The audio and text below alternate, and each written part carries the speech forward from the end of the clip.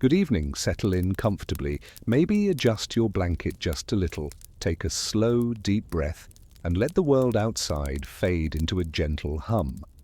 Pour yourself a warm drink if you like, perhaps a calming tea, and rest your head softly against your pillow.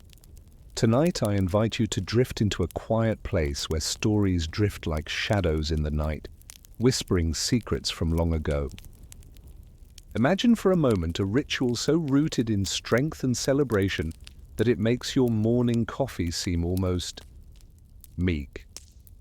A drink so potent, so revered by its makers that it carried the weight of worlds.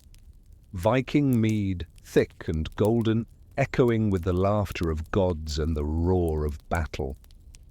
Think of a time when a simple sip could fuel a warrior's song or ignite the flames of camaraderie, not just a caffeine boost to survive the daily grind.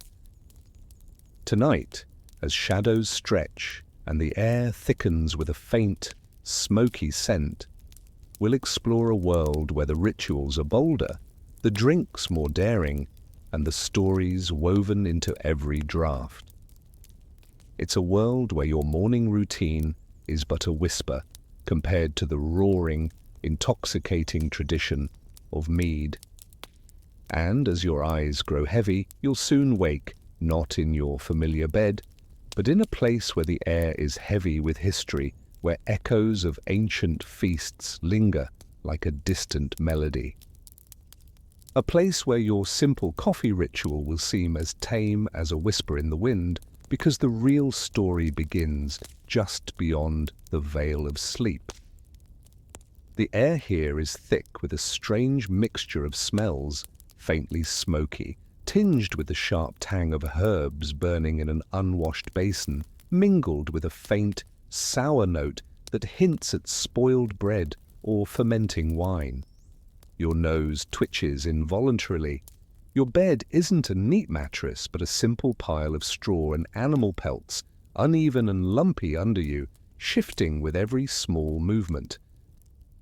You shift your weight, and the floor beneath your feet feels cold, uneven planks cracked and squeaking with age, the wood worn smooth from countless footsteps. The scent of damp earth and old wood blends with the distant, persistent clang of blacksmiths' hammers echoing through the village, a rhythmic pounding like a heartbeat that never stops. Your first instinct might be to stretch, only to realize your limbs are stiff, your muscles unused to this kind of awakening.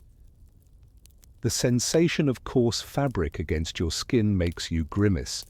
Perhaps you'd prefer a steaming cup of coffee right now, but here, the idea of a warm beverage feels both distant and almost absurd.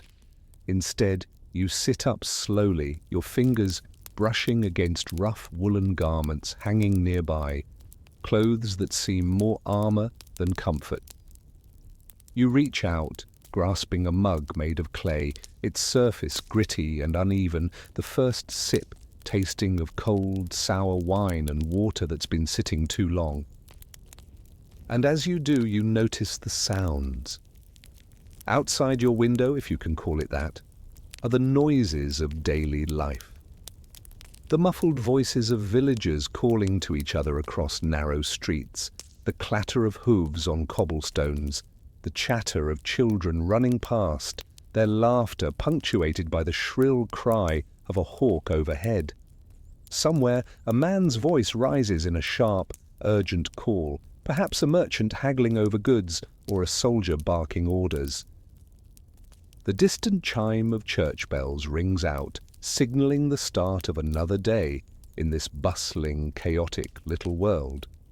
Your eyes drift over the room, taking in the details, an array of bottles and small jars on a shelf, filled with herbs, oils, and strange powders. A mask with a long beak, perhaps a healer's tool, sits slightly askew on a wooden table, its feathers and leather worn from use. Nearby, a faded tapestry depicts a scene of battle and feast, woven with threads that catch the scant light and shimmer faintly. You can almost taste the air, thick with the smell of burning herbs, sweat, and the faint aroma of roasted meat from the tavern down the street. Your tongue detects a lingering bitterness, perhaps from a sip of sour wine or stale bread. The textures around you, from the rough fabric of your clothes to the cold, uneven stones beneath your feet, remind you how far removed this world is from your modern comfort zone. A smile, or perhaps a grimace, touches your lips as you realize how strange this morning feels. Your idea of a bad start might be spilling coffee on your shirt or waking up late, but here, it's a different story altogether. Your first thought could be, well, at least my mask doesn't smell worse than the patients I'm supposed to help today. Now you stand, your feet feeling the chill of the stone floor as you reach for your cloak. The fabric rough against your hands, the weight of it familiar yet foreign, like a relic from a distant past. You pull it over your shoulders, adjusting it roughly, your fingers stiff from the cold. Outside, the village stirs, people moving with purpose, some hurried, some leisurely, all wrapped in layers of wool and leather suited to this world. Children dart past you in a blur, their faces bright with curiosity and mischief.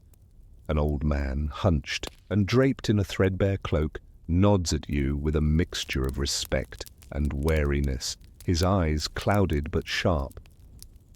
In the marketplace, merchants shout out their wares, spices, furs, dried herbs, while farmers bring in their fresh produce, the smell of fresh earth and manure lingering in the air. Someone calls out from a nearby tavern, inviting patrons to drink, to celebrate, to forget the worries of the day.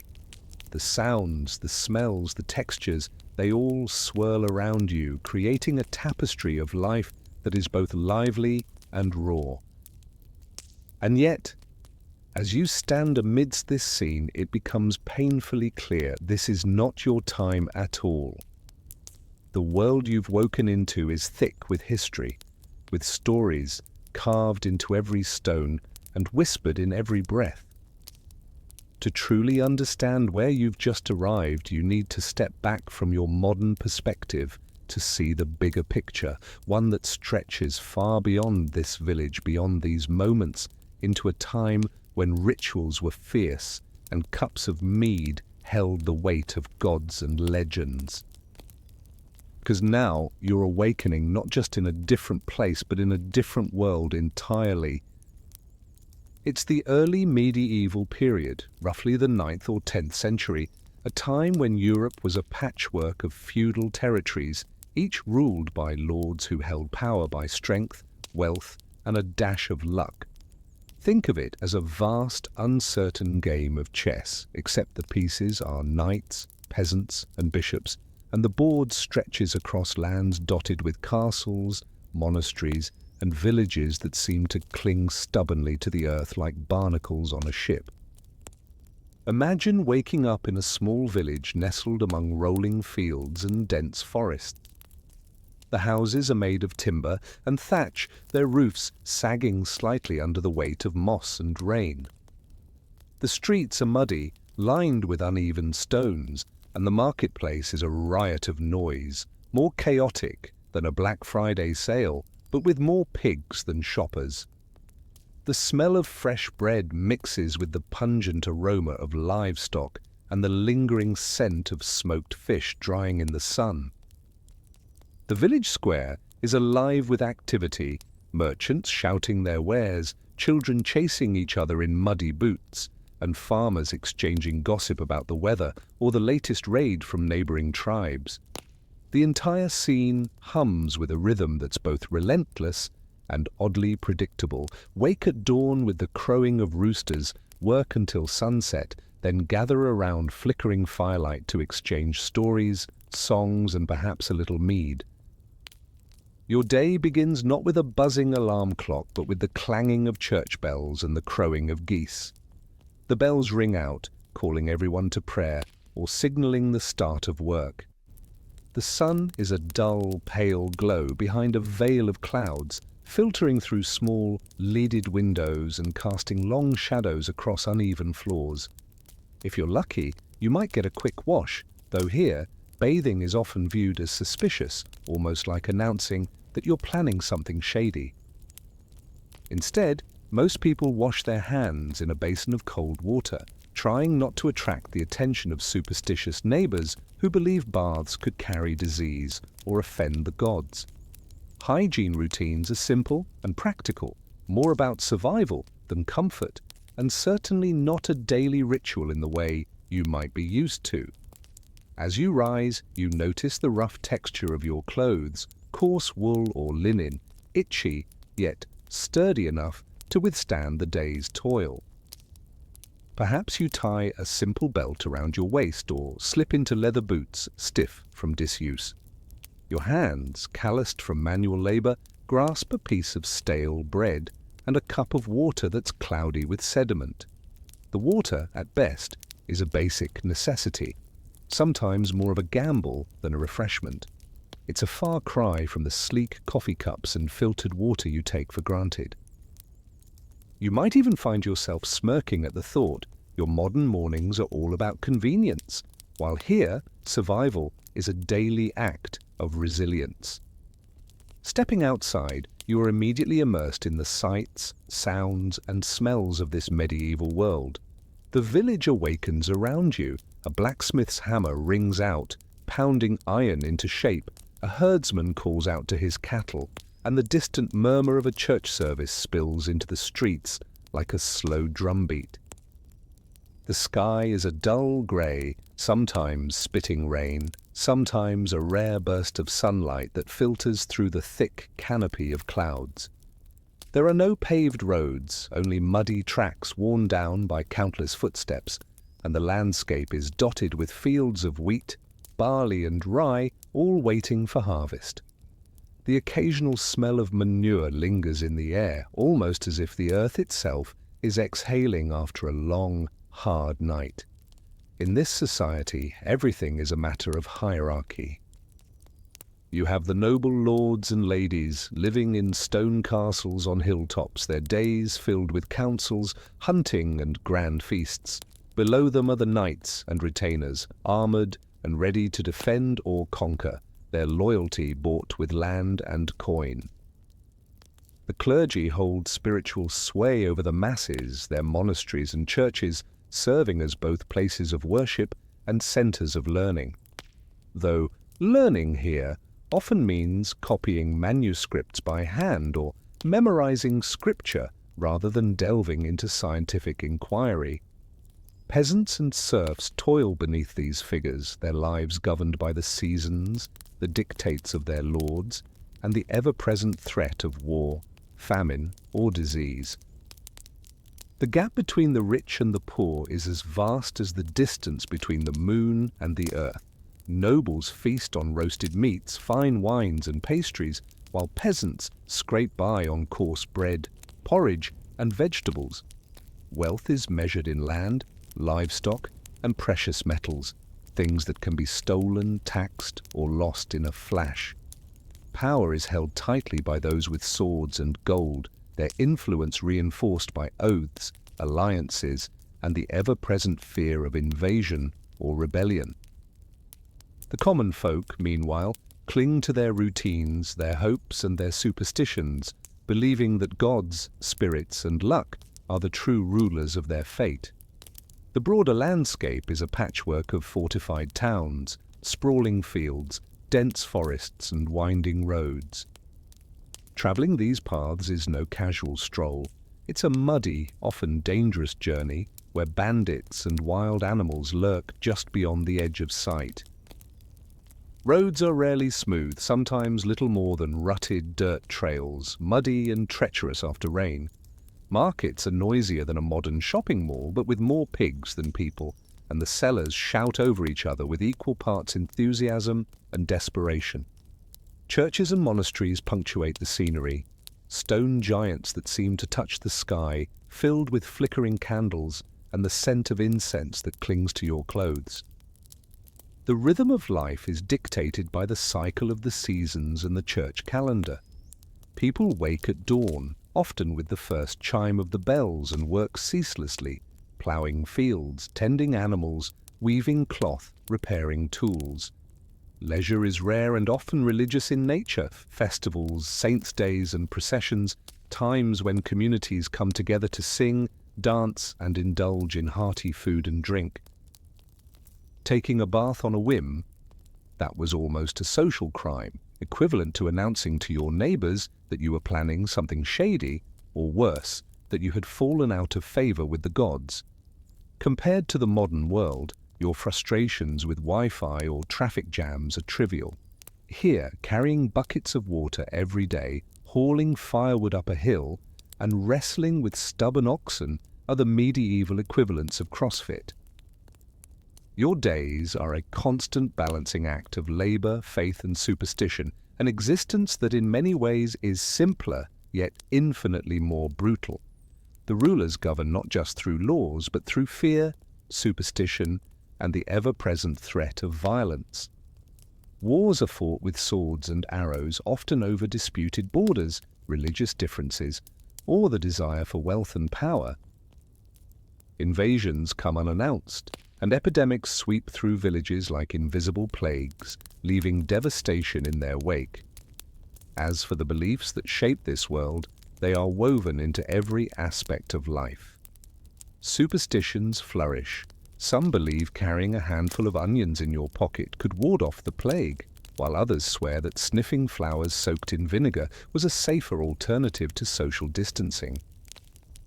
Masks, in a way, were more literal, cloth and leather coverings to keep spirits or disease at bay, even if they looked more like strange bird beaks than anything else.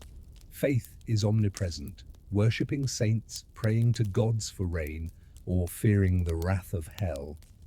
And amidst all this chaos and superstition, the notion that the universe is orderly and predictable is a comforting myth. So, now that you understand the world in which you've just awoken, you can begin to see how vastly different and how surprisingly familiar this era truly is. It's a world of mud and stone, of faith and fear, where every day is a battle for survival, and every sip of mead is a toast to life itself. But to truly grasp the depth of this world, we must step back even further, to the grander story of kingdoms, kings, and the shifting sands of history that have shaped this tumultuous, fascinating tapestry. The air is still, tinged with the faint scent of smoke from the hearth, where a small fire crackles softly, sending lazy tendrils of ash and warmth into the room. You stir, stretching limbs stiff from a night of restless sleep on a bed of straw and animal pelts. Your muscles protest, stiff and unyielding as you shift onto your elbows and begin the ritual of waking.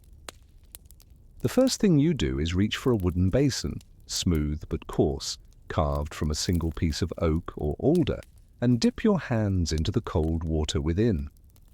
The sensation is a shock, more akin to dunking your face into a mountain stream than the gentle splash of a modern shower.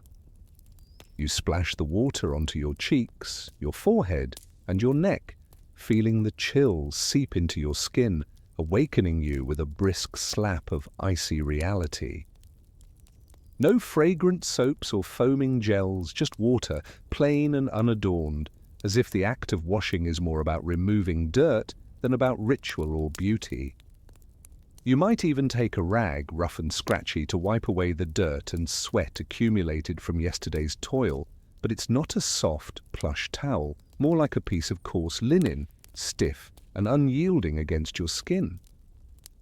Forget your 10-step skincare routine. Here, survival is splashing some water and hoping the smell doesn't scare the neighbors. The idea of lathering with fragrant oils or scrubbing with exfoliants? That's a luxury for the future, or perhaps a city dweller's fancy. Most folks believe that bathing too often invites sickness or the wrath of the spirits, so cleanliness is a matter of practicality, not vanity. Some might even burn herbs or sprinkle vinegar around the house, claiming it purifies the air and keeps the bad spirits or the plague at bay. You might see a jar of vinegar on the shelf along with dried herbs, rosemary, thyme, or sage, used to mask odors and ward off disease. It's a far cry from your modern obsession with scented candles and antibacterial sprays. Your home is simple, modest, walls made of wattle and daub, darkened by age and smoke. The furniture is functional, a rough table, a bench or two, a few clay pots for cooking and storage. The scent of burning wood and dampness hangs heavily in the air, mingling with the faint aroma of dried herbs and the lingering smell of old sweat. The floor creaks beneath your feet, uneven and cracked, with bits of dirt embedded in the cracks like nature's own mosaic. You might notice a leather pouch hanging from a peg, perhaps an amulet or talisman, meant to ward off sickness or evil spirits. People here believe that a little magic, prayer, or superstition can make all the difference. You might even wear a small charm or cross tucked into your clothing to protect you from unseen harms. As you dress, your clothes tell stories, woven, itchy, heavy fabrics that feel like hugging a hedgehog. A tunic of thick wool layered with a rough linen shirt underneath, and sturdy leather shoes that pinch and rub after a few hours. It's not the silky, stretchy and comfortable attire you're used to. Instead, it's practical, designed to endure the mud, the cold, and the daily grind. Every fabric, every seam reminds you that comfort takes a back seat to durability. Your body reacts accordingly, itching at the rough fibers, feeling the chill of the early morning air, stiffening as you move. You might grimace at the sensation, your modern mind chuckling at the thought of a scratchy sweater, only to realize that here, wool feels like hugging a hedgehog. Your skin isn't pampered with lotions or moisturizers. It's toughened by the elements and the hard life. The first meal of the day is simple, if you can call it that. You break a piece of coarse bread, its surface cracked and dry, and nibble on it cautiously. The bread tastes of stale flour with the faint tang of sourdough from days past, and perhaps a small slice of aged salty cheese or a thin scrape of preserved meat. The drink? Water, of course, possibly flavored by the faint taste of herbs or a splash of vinegar. It's not the latte or smoothie you might crave. It's a humble start, enough to stave off hunger until the next meal, which might be just as plain and utilitarian. Drinking here isn't about indulgence, it's about necessity. You might smile at the irony, how your obsession with coffee's complex flavors would seem absurd in this context, where survival outweighs sophistication. Your mornings are governed by routines that seem almost ritualistic, waking early with the crowing of roosters or the first chime of a church bell, then tending to chores, fetching water, chopping wood, tending animals. Hygiene practices are minimal, but they serve a purpose. Some believe that a quick splash of cold water is enough to keep sickness at bay, while others burn herbs or sprinkle vinegar around the house, hoping to purify the air and ward off unseen evils. You might even see a small bundle of dried herbs tied with a string meant to be burned in the morning as an offering to the spirits of health, and if you're feeling particularly superstitious, you might whisper a prayer or clutch an amulet, believing that divine favor is just as important as good hygiene. It's a pragmatic, gritty routine. No pampering, no luxury, just the bare essentials to face another day. You wipe your hands on a rough cloth, adjust your heavy clothes, and prepare to step outside into a world that's just as raw and unrefined as your morning rituals. Now, as you take a deep breath and steel yourself for the day ahead, you realize that this is the rhythm of life here, a cycle of hardship, superstition, and resilience. A far cry from your sleek, sanitized routines, but strangely comforting in its own way. Because in this world, survival is an art, And hygiene is just another part of the daily battle. No fancy soaps, no fragrant lotions, just a splash of cold water and a prayer. And with that, you're ready to face whatever the day holds, knowing that the routines of the past are etched into every scar, and every breath you take. The fog clings low over the dirt and cobblestones, making the world seem muted, as if the village itself is still half asleep, shrouded in a ghostly veil. The ground beneath your feet is a mixture of muddy patches and uneven stones, each step squelching softly as you move forward. Your boots, worn and stiff, crunch and squish with every stride, leaving faint impressions in the damp earth. The breeze carries a faint scent of wood smoke, damp leaves, and the distant metallic clang of the blacksmith's hammer echoing from the smithy. You're already equipped for the day, clad in a heavy woolen cloak, a leather satchel hanging from your shoulder, and a mask with a long beak tucked under your arm, ready to ward off unseen dangers. As you step into the bustling village square, the movement of people greets you, merchants shouting their wares, children darting past in a blur, farmers hauling carts loaded with grain, and soldiers patrolling with a cautious eye. The air hums with activity, voices raised in negotiation, the clatter of wooden carts over uneven stones, the distant bleating of sheep, and the occasional bark of a dog. Your role here isn't just to move through the crowd, it's to serve as a vital link in the community's delicate web of health and safety. Today, your job is clear: to examine the sick, to diagnose, to prescribe herbs, and to burn contaminated clothing, an act that combines both necessity and a pinch of superstition. You carry your tools with a practiced hand, small jars of dried herbs, a pouch of vinegar, a bundle of fragrant twigs meant to be burned as incense. The smell of burnt herbs, faintly acrid and medicinal, mingles with the sweaty scent of men and women living through their daily routines. Forget your sleek, modern supplies. Here, the backlog is a long line of coughing patients waiting outside your door, each one more miserable than the last. Your office is a simple cabin, its walls lined with shelves of dried plants and animal bones, the furniture a rough-hewn table and a few benches. The air inside is thick with the aroma of smoke and damp wool, and the surface of the table is cool and uneven beneath your hand. You might run your fingers over the rough grain of the wood, feeling every knot and splinter, reminding you that comfort is a luxury you don't possess. The smell of burning herbs wafts from a nearby brazier, intended to purify the space or ward off evil spirits. Your attire, heavy and layered, feels like a second skin: an itchy wool tunic, rough leather boots, and a thick apron smeared with dirt and ash. Your body reacts with a series of tiny irritations, an itch here, a stiffness there, your skin prickling from the coarse fabric and cold air. Your modern idea of comfort seems worlds away. Here, clothes feel more like armor than everyday wear.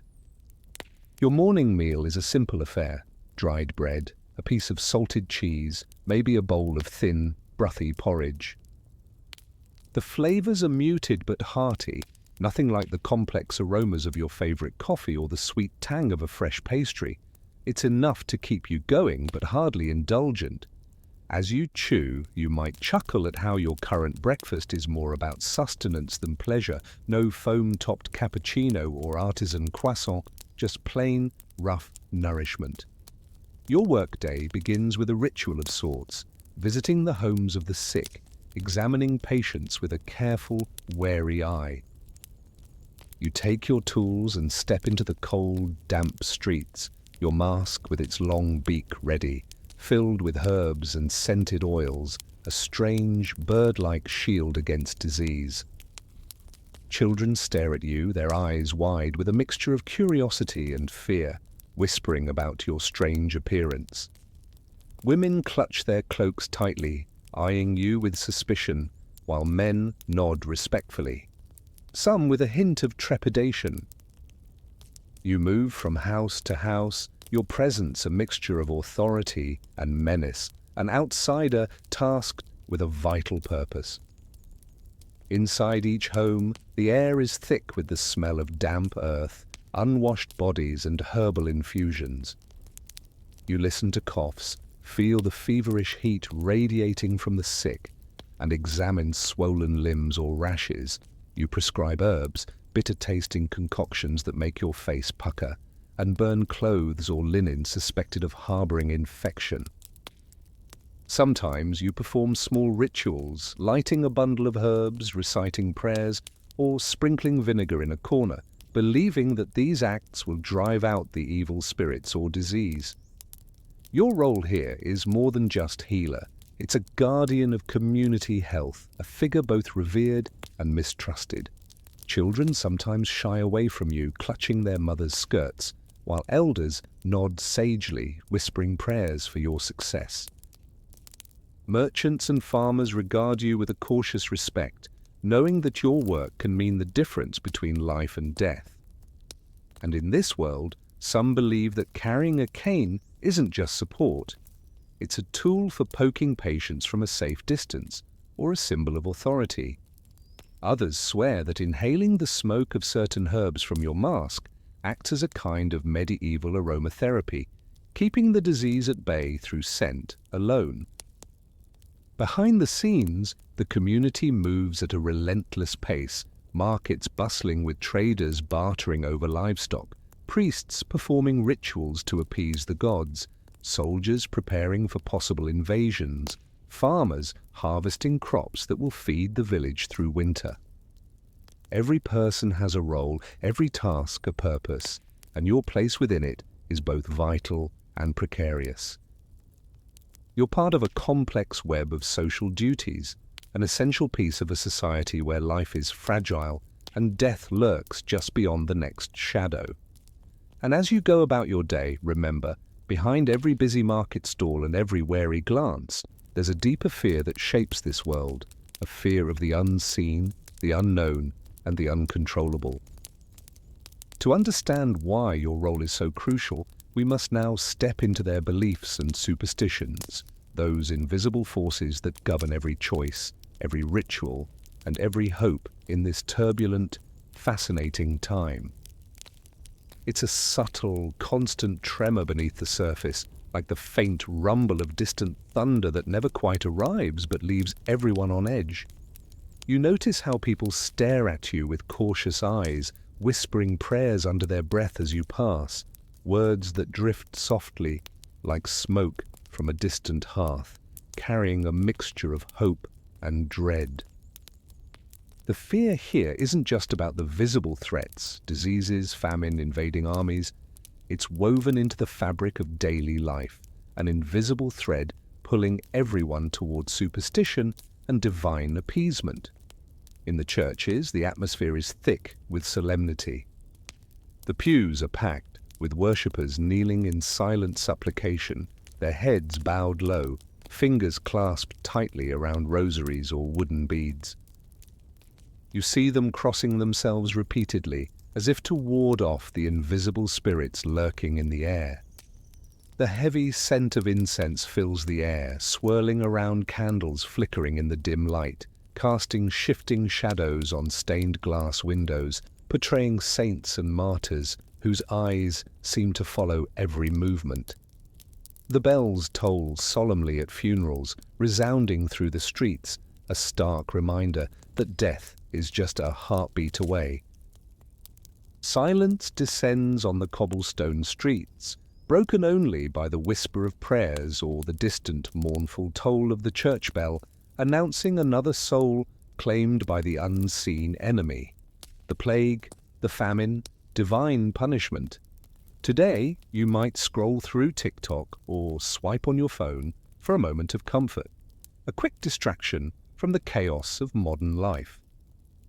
But here, the people clutched their rosaries as if they were life jackets in a storm, holding on to relics, charms, and rituals that promise protection against the chaos. Every day begins with a ritual, an act of faith that might seem simple but carries enormous weight. A sign of the cross made with trembling fingers is a plea for mercy. Anointing oneself with holy water sprinkled with a hurried gesture is an act of rebellion against the invisible disease. Before entering a home or starting any task, many will murmur a prayer, their voices barely above a whisper, hoping that divine favor will shield them from catastrophe. Superstitions are woven into every corner of life, objects believed to hold power, charms that ward off evil, and rituals that supposedly chase away spirits. Amulets carved from bones or stones are worn around necks or tucked into pockets, their surfaces etched with symbols only understood through generations of tradition. Some believe that carrying a dead toad in your pocket could ward off the plague, a bizarre talisman that makes you wonder whether the villagers simply ran out of more conventional charms. Others think that whipping themselves in the streets, lacerating their skin in acts of penance, might earn God's mercy, an early form of self-flagellation that sounds more like medieval performance art than spiritual devotion. You might chuckle softly at the thought, imagining someone with a bloodied back, convinced that pain will cleanse their soul and keep the disease at bay, like medieval aromatherapy, except with a slightly higher chance of accidental bleeding.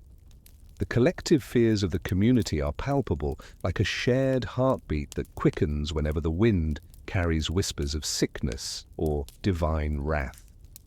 The fear of the plague is universal, an unseen, unstoppable force that can strike anyone at any moment. It unites people in a fragile solidarity but also divides them, as suspicion breeds paranoia. Accusations of witchcraft or heresy can turn neighbors into enemies overnight. A simple cough might be enough to condemn someone as a carrier, leading to suspicion and ostracism. In some towns, rumors spread like wildfire, leading to lynchings of supposed witches or heretics, their only crime being the misfortune of illness or misinterpreted signs from the heavens. Fleeing in panic becomes a common sight.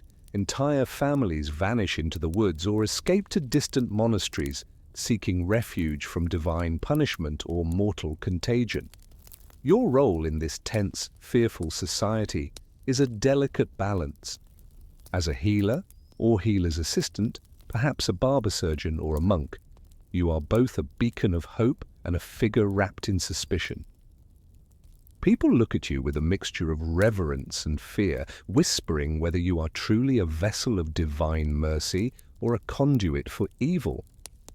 Some see you as a savior, a person who can manipulate the supernatural forces, whether through prayers, herbs, or rituals. Others see you as a necessary evil, a potential accomplice to the disease, or even a witch in disguise, waiting to curse them with your touch. You catch the wary glances, the subtle gestures of distrust, the hurried prayers murmured when you enter a room. Sometimes villagers throw you a cautious nod, their eyes darting away, as if afraid that a single word or gesture might unleash the wrath of unseen spirits. Curiosities of belief are everywhere, practices that seem bizarre to the modern eye but are rooted in deep-seated fears. Some believed that carrying a dead toad in your pocket could ward off the plague, a little amphibian talisman that quite literally sounds like the medieval version of essential oils, except with a slightly higher chance of accidental poisoning.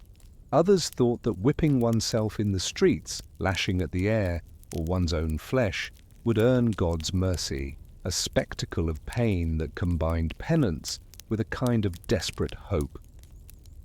And then there were the rituals involving blood, animal sacrifices, or even the use of blood from animals or humans, as if the very essence of life could be a remedy or a curse, depending on who wielded it. Fear here is like the smoke from 100 chimneys, rising, swirling, curling into the sky, whether you want it to or not. It drifts into every corner, coloring every thought and action. It's the unseen pressure that makes every cough a potential death sentence, every shadow a lurking evil, every prayer a thin shield against the chaos. You're acutely aware of how these fears shape the community's rituals and daily routines, fueling both hope and despair in equal measure. The village's faith isn't blind, it's a fragile, flickering flame, sometimes flickering wildly, threatening to go out, but stubbornly burning nonetheless.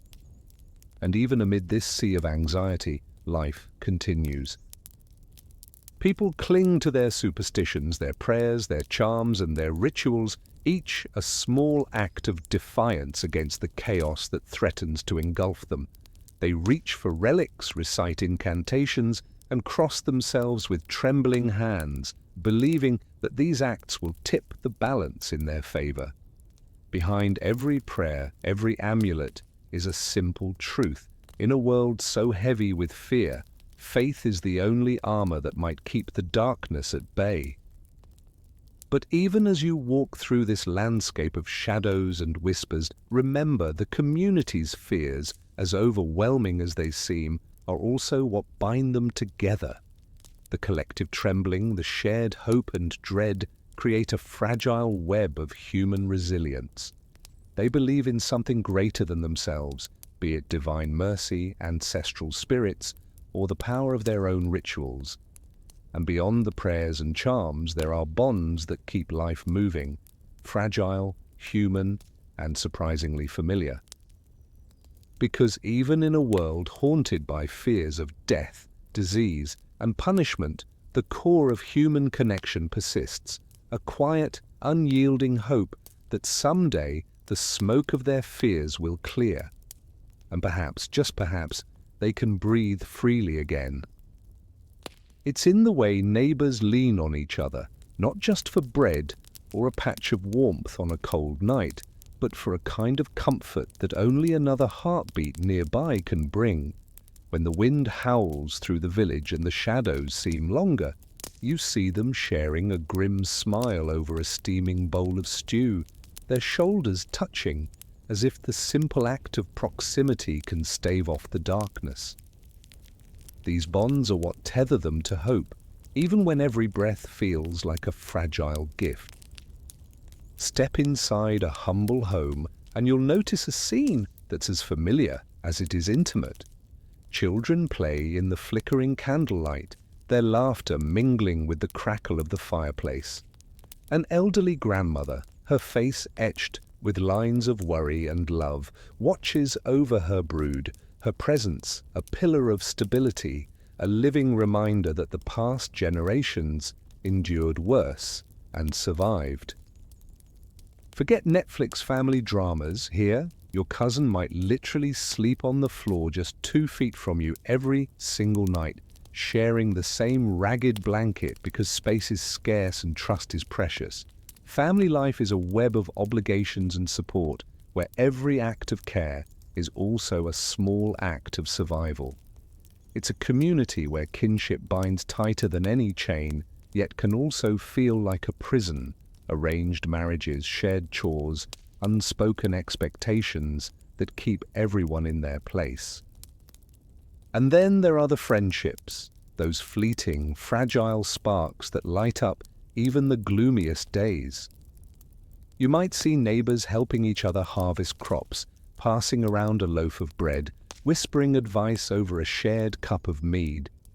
These moments are woven with a quiet camaraderie, a reminder that no one survives alone in a world where disease and disaster lurk around every corner.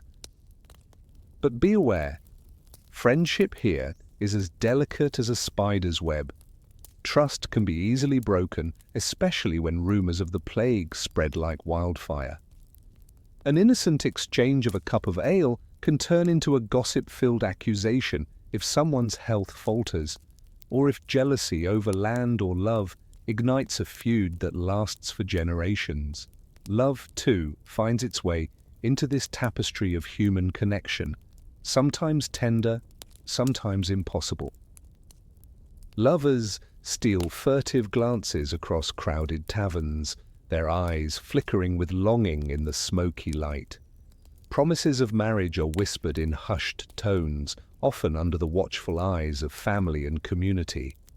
You might see a young couple sneaking away behind a barn, hoping no one notices, or exchanging tokens of affection, an old ring, a pressed flower, believing that even in times of chaos, love is a quiet rebellion. Picture a village wedding where guests dance to the lively tunes of fiddles and drums, their clothes vibrant against the grey stone and muddy streets. The air is thick with the smell of roasted meat and spiced ale, and the laughter echoes long into the night. But don't be fooled. Behind the joy lurks a shadow of uncertainty, as anyone could fall ill or be accused of witchcraft at a moment's notice, turning celebration into suspicion faster than you can say pestilence. Hierarchy shapes these bonds in subtle but undeniable ways. Nobles look down from their high seats, their airs of superiority cloaking a fragile ego, while peasants bow their heads, knowing that a harsh word or a missed tribute could mean exile or worse. The clergy, wielding both spiritual authority and social power, are revered by some and feared by others. Respect and fear intermingle. Your role as a plague doctor, for example, is a curious mixture of awe and suspicion. To some, you are a divine instrument, a messenger of salvation. To others, a mysterious figure whose mask and strange tools evoke whispers of the devil. You're respected for your knowledge, yet mistrusted, never fully trusted. You feel their eyes on you, some pleading silently with prayers, others casting wary glances that seem to say, "Are you helping, or are you bringing the curse?" You are caught in a delicate dance, balancing authority with humility, knowing that in this world, trust is as fragile as a spider's silk. Community life is a tapestry of rituals and gatherings, each a vital thread in the fabric of their existence. You participate in processions where villagers, dressed in their best, march through the streets singing hymns that fill the air with the scent of incense and wax. At festivals, the aroma of freshly baked bread mingles with the sweet smell of honey and herbs, while musicians play lively tunes on bagpipes and flutes, sounds that seem to momentarily drown out the ever-present fear. During funerals, the somber procession moves slowly, the pallbearers' hands cold and firm as mourners clutch their cloaks and whisper prayers, their voices trembling in the damp air. These gatherings are moments of unity and, at the same time, potential flashpoints for tension, rivalries over land, disputes over inheritance, accusations of witchcraft. You might overhear whispered gossip about a neighbor's suspicious illness, or a bitter argument about a missing pig. Sometimes the community's social fabric tears under the weight of suspicion, with accusations flying faster than the arrows in a skirmish, half justice, half twisted entertainment, like the medieval version of reality TV. And of course, your role in all this is both vital and precarious. You are a bridge between worlds, the physical and the spiritual, the living and the dying. Your presence can bring comfort or suspicion, hope or dread. People look at you with a mixture of reverence and fear, whispering hurried prayers when you approach, crossing themselves as if to ward off the unseen spirits you might unwittingly carry. Some believe you wield divine power, others see you as a harbinger of misfortune, a walking reminder of death's proximity. It's a delicate balance. Your reputation, your safety, and your very life depend on how well you navigate these complex social waters. And the stories and curiosities, they're as strange as the fears they stem from. Did you know that in some villages people believed sneezing during a wedding was a good omen? Unless it was followed by another sneeze, then it was considered a sign of misfortune, or that public punishments like branding or whipping became community spectacles, half justice, half twisted entertainment. Imagine that, a crowd gathering, the smell of sweat and blood mingling with the clang of metal. All part of a ritual that kept everyone in line and reminded them that the community's safety was everyone's responsibility. These peculiar beliefs and customs help you understand that even in a brutal world, bonds of kinship, friendship, and community are what keep the flickering flame of life alive. They're what turn fear into resilience, suspicion into solidarity. Because at the end of the day, it's these human bonds, weak and strong alike, that are the true heartbeat of this world. They remind you that beyond the masks, the rituals, and the fears, people still reach out, still hope, still love. Even in the face of death, they cling to each other, whisper promises, share bread, and dance at festivals, knowing that these acts of connection are what truly keep them alive. And perhaps amid all the shadows, it's these bonds, more fragile than steel, but just as vital, that will be the lasting legacy of this turbulent time. As dawn's first light spills through the narrow, uneven windows of your humble dwelling, you find yourself drawn to the modest wooden table set before you. Its surface, scarred by years of use, bears the faint imprint of breadcrumbs and the remnants of yesterday's meals. The morning air carries a subtle warmth, mingling with the faint aroma of herbs and the lingering scent of smoked fish, an invitation to appetite more than a command. The flickering glow of a tallow candle sends shadows dancing across the rough-hewn planks, illuminating a simple scene of daily life. Your eyes settle on a trenchers of coarse, dark bread, its crust cracked and golden, promising a hearty chew, and a small bowl of pottage, a thick, steaming mixture of grains and vegetables. The aroma is earthy and comforting, a reminder that even in scarcity, sustenance is a quiet act of resilience. Around you, the utensils are humble, wooden spoons, dull knives, and a few tin cups, their surfaces scratched and dulled by years of use. No silverware here, only the practicality of necessity. You might pick up a piece of bread with your fingers, feeling its rough texture against your skin, while a rough linen cloth serves as a napkin. Improvised, but sufficient. The meal is a far cry from the elaborate feasts of lords and kings, yet it holds its own quiet dignity. A slice of hard cheese sits nearby, its salty tang a perfect foil to the dense bread, and a few boiled eggs, yolk, firm and pale, add a touch of richness. A handful of onions and garlic sliced and ready for seasoning complete the scene. Today's menu reflects the world you inhabit, simple, nourishing, and built around what the land and sea can give. If you belong to the common folk, your plate is modest, pale, unadorned, and filling enough to carry you through another day of labor. But for the wealthier, perhaps the scene shifts slightly. Meats roasted to a glossy sheen, spiced with expensive pimento or saffron, and fruits dried and preserved from distant lands, luxuries that serve as a badge of status. Still, even in the grandest halls, the etiquette is clear. No rushing, no gulping. Before you reach for your food, a quick prayer or a blessing murmured under your breath is customary. It's an acknowledgement that this simple act is part of a larger ritual, an act of gratitude, or perhaps a plea for favor at the day's toil. Washing your hands is another small ritual, dipping your fingers into a basin of cold water, rubbing them clean with rough cloths, mindful of the dirt and grime accumulated from the fields, the market, or the forge.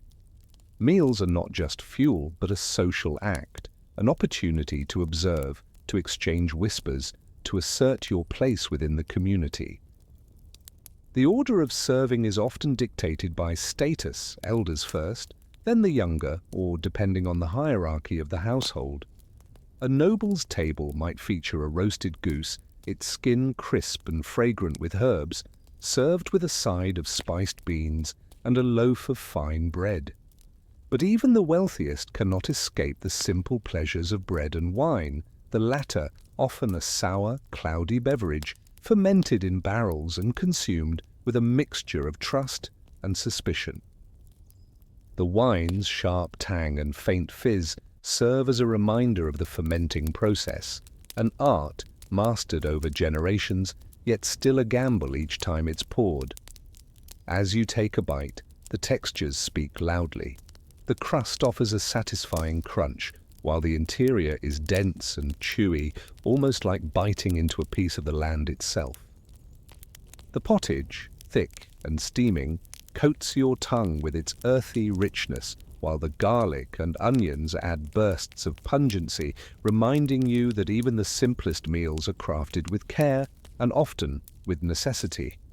Throughout the meal, small customs unfold, perhaps a quick crossing of oneself before eating, or a communal gesture of passing bread or pouring wine, each act reinforcing bonds of kinship and shared hardship. The rhythm of the table is steady, an unspoken dance of respect and familiarity. You notice how some guests, like the village healer or the blacksmith's wife, take their portions with a quiet dignity, mindful of the scarcity outside these walls. Others, perhaps, indulge a little more, savoring the rare sweetness of dried fruits or the tender morsels of salted meat, luxuries that mark their social standing. But all share one thing, an understanding that this meal, humble as it is, sustains more than just the body. It sustains hope, community, and the quiet resilience that whispers, "We endure." When the last crumbs are gone and the faint scent of herbs and smoke lingers on your fingers, the village breathes a collective sigh until the next meal, the next gathering, the next moment when life at the table becomes a small act of defiance against the chaos outside. And as you rise from the table, the city outside begins to stir once more, its streets calling for music, laughter, and the little rebellions of joy that remind everyone that even in hardship, life's simple pleasures, the tastes, the shared moments, the laughter, are what keep the soul warm through the coldest nights. Lanterns flicker along the cobblestone streets, casting pools of amber light that dance with the shadows of passers-by. The air is thick with the scent of warm beer, mingling with the dampness of spilled ale and the faint sweetness of honeyed bread. Somewhere nearby, the muffled sound of laughter and clinking mugs drifts through the air like a gentle tide, while the faint croak of frogs and the distant toll of a church bell remind you that life continues even amid the night's quiet fears. As you walk along the uneven street, your feet scuff against the stones, some smooth with age, others jagged from wear. The glow of lanterns bounces off the dusty facades of houses, their shutters half closed, hiding stories of joy and worry alike. Children's voices echo softly, their laughter tentative, like a secret shared in hushed tones. Your nose catches a whiff of mossy ale and the faint aroma of roasting vegetables from a nearby market stall, where vendors are already packing up, their voices raised in hurried negotiations over the last barrels of the day. You arrive at the local tavern, a humble establishment with a worn sign swinging lazily in the breeze. Inside, the air feels thick with history, dust motes dancing in the golden glow of a fire crackling in the hearth. The wooden benches are uneven, their surfaces scarred by years of elbows and spilled drinks, and the long, rough table is crowded with figures lost in their own worlds. Some are immersed in games of dice that roll like promises of luck, only to land with the same indifferent crash as a bill unpaid, clattering with a dull, metallic sound that echoes like the ticking of a clock marking time's passage. Others are bent over intricate tables of nine men's Morris, their fingers tracing paths of strategy, whispering bets and jests that rise and fall like the smoke curling from the chimney. You notice the lively hum of conversation, punctuated by the occasional burst of a rough, hearty song, an off-key chorus that nonetheless warms the soul. A man with a crooked smile raises his mug, and the clink of metal against wood punctuates his toast. To luck, or perhaps to the devil's own favor. The laughter is genuine, unrestrained, and yet there's an undercurrent of knowing, the unspoken acknowledgement that tonight's merriment is a fragile shield against darker fears. The dice, the songs, the stories, they're all fleeting, like the flickering candle flames that cast long, wavering shadows across the room. From the corner, a rabble of musicians begins to gather, flauto, rebecca, tambour, and a lute, each instrument adding its own voice to the evening's symphony. Their melodies weave through the air, simple and repetitive, yet enough to stir the blood. You find yourself caught up in the slow, rhythmic steps of a dance, hands clasped loosely, feet tracing circles on the uneven floor, sweat beads on brows mingling with the scent of wool and the faint trace of sweat and smoke. Boots stomp softly, marking time, as the music rises and falls, a gentle tide lapping against the shores of your consciousness. Over by the makeshift stage, a puppet show or a morality play unfolds. Figures fashioned from rags and painted faces, performing stories of saints and sinners, of miracles and moral lessons. The children watch with wide eyes, while some elders nod silently, their expressions a mixture of amusement and reverence. The play is simple, the costumes rough, but the message is clear. Life is a constant cycle of fall and redemption, of light and shadow. Outside, in the shadows cast by flickering torches, a group of flagellants marches slowly through the square, their whips cracking softly against their backs, chanting prayers that ripple through the night like a prayer wheel spinning endlessly. Their presence reminds you that even amid celebration, the fear of divine punishment lurks, an ever-present shadow that keeps the community tethered to its faith, to its superstitions, and to its collective hope for mercy. And yet, amid this tapestry of mirth and dread, your gaze lingers on the faces around you, some lit with joy, others marked by worry, all intertwined by shared history. A quick glance towards a neighbor might reveal a whispered question, a plea for blessing, a quick touch on the shoulder for reassurance. As a healer, or a man of knowledge, your presence commands respect, even here in the midst of revelry. Someone might seek your counsel, an anxious glance, a whispered prayer, while you in turn reach out instinctively, touching the edge of a windowsill or a doorframe as if to ward off ill fortune. It's an act familiar, almost comforting, that affirms your place in a world suspended between celebration and fear. The night's tempo is a delicate balance, a dance of raucous laughter and silent prayers. The music and the merriment challenge the darkness, but the distant toll of the bell or the faint cry of a flagellant reminds you that life's cycle is fragile, like a candle flickering in a draught. Riso e sombra, laughter and shadow, live side by side in this night, each one casting its own light and darkness across the community's collective soul. And when the last note fades and the last lantern dims, a quiet understanding settles. Everything begins and everything ends. The festival's joy is fleeting, like the glow of the dawn, yet it sustains them. These moments of unity, of shared hope, of fleeting escape. Because tomorrow, life will return to its grind, its fears, its endless cycle. But for now, in this fleeting night, the town remembers. We dance, we sing, we live, and in doing so, we defy the darkness, if only for a little while. You can almost hear the distant chime of the church bell, a deep and steady toll that echoes through the night, reminding you of the inexorable march of time. Somewhere, a child's faint cry lingers in memory, a tiny voice announcing the miracle of life, fragile and fleeting. The air is thick with the scent of old linen, faint traces of soap and dried herbs, remnants of rituals that mark the passage of days and the hopes of new beginnings. Outside your window, the moon casts a gentle glow, illuminating the simple act of being alive, of emerging into the world with trembling hands and a quiet heart.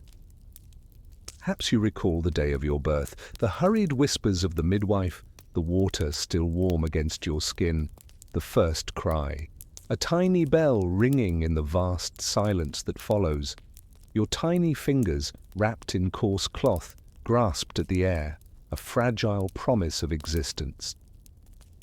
Life begins with such quiet urgency, a delicate moment that slips past before you even realize it.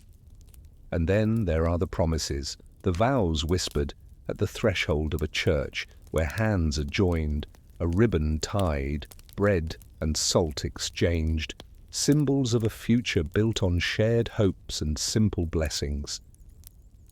The community gathers, their voices rising in a brief song, a collective breath that seals the vows, each note a testament to the fragile beauty of union, of promises made beneath the watchful gaze of saints and ancestors. As years pass, the craft of life continues, hands passing down work, stories, objects imbued with memory. An old bench in the corner, worn smooth by countless seasons, bears the scratches of generations, each scar a story, each groove a lesson whispered by elders. You might see a grandfather's tool, an heirloom polished by time, holding the echoes of his toil. And in the quiet, you can still hear the gentle advice of those who came before, how to tend the land, how to nurture the young, how to accept the inevitable with grace. But life is not all growth and promise. There are moments when the shadow lengthens, when sickness visits with silent persistence. The simple chamber becomes a space of quiet rituals, anointing oil, whispered prayers, hands gently pressed against a fevered brow. If this is the time of plague or suffering, the rites are hurried, the words fewer, the silence heavy, an unspoken acknowledgement that some journeys end before they can fully begin. You stand beside the sick, your presence a quiet act of compassion, a humble witness to the fragile boundary between life and death. The body wanes and the last breath is a soft exhale into the dark. A grave is dug with steady hands, the earth cold beneath your fingertips, a final resting place for one whose story has reached its close. A simple prayer is whispered, an echo of hope, a plea for peace. The community gathers briefly, their voices low as caskets are lowered into the earth. In times of crisis, the funeral is a humble affair. No grand procession, just a shared silence that stretches long into the night. Names are remembered at the table, in prayers whispered to the stars. Each life, no matter how brief, leaves a mark, a flicker in the great tapestry of existence. The stained glass windows of the church reflect the muted colors of dawn or dusk, reminding you that death is but part of the ongoing cycle. As the candle's flame wanes, you realize that this is the quiet truth of every life, born into light, passing into shadow, and then, perhaps, returning again. There is beauty in this natural rhythm, an acceptance that the world turns, that every beginning bears the seed of an ending, and every ending promises a new start. Now, as your eyelids grow heavy and the night deepens, close your eyes with a gentle gratitude. The city's breath slows, the stars shimmer softly above, and the quiet of the dark is a balm, a lullaby for the soul. In this timeless cycle, you find your place, part of a story that begins anew each dawn and rests peacefully in the embrace of night. Between the faint chime of the distant bell and the whispering wind, you are invited to simply breathe, to surrender, and to sleep, knowing that life's gentle, inevitable rhythm continues until the dawn.